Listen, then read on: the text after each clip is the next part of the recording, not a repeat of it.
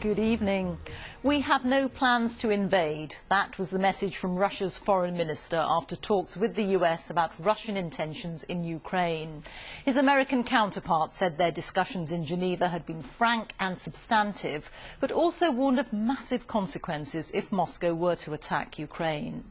Russia has amassed 100,000 troops near its borders with Ukraine, leading to grave international concern and to several European countries reinforcing NATO's military presence in Eastern Europe. President Putin has demanded that Ukraine be stopped from ever joining NATO. Russia used to control much of the region, but many of those neighbouring nations have now joined the military alliance of European and North American countries, of which the UK is a part. From Geneva, here's our diplomatic correspondent, James Landale. More Russian forces on the move. Surface-to-air missiles in the country's far east, due to join what Moscow says are military exercises near Ukraine. Part of the growing build-up of troops and equipment revealed by images of strategic locations close to the border. What Western powers fear may be preparation for war. But for now, the diplomacy continues too. America's and Russia's top diplomats met in Geneva and at first couldn't even agree how to greet one another, with one question on everyone's lips. Is an invasion likely, as President Biden suggested?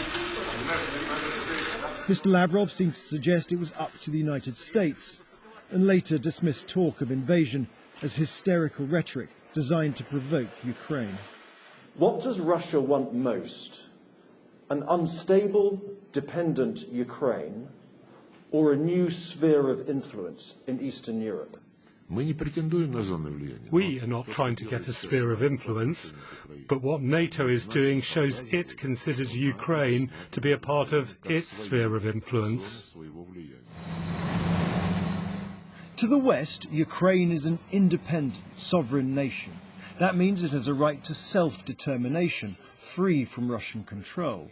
And if it wants to join NATO or any other international alliance, well, that's for it to decide. Russia's view is different. It sees the former Soviet country as historically within its sphere of influence, and also strategically important. Crimea was annexed in part to protect Russia's access to the Black Sea. And as for NATO membership, that would be seen as a threat to Russia's core security. That's why President Putin wants NATO to rule out Ukraine ever becoming a member and withdraw its forces from Eastern Europe.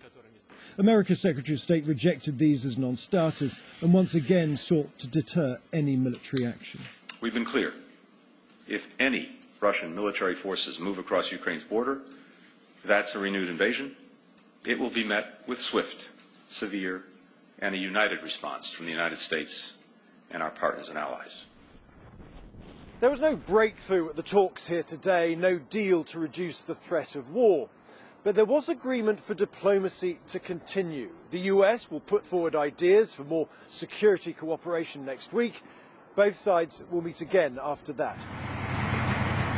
These are turbulent times, but for now Russia appears willing to continue talking, and Western diplomats hope that might mean not fighting.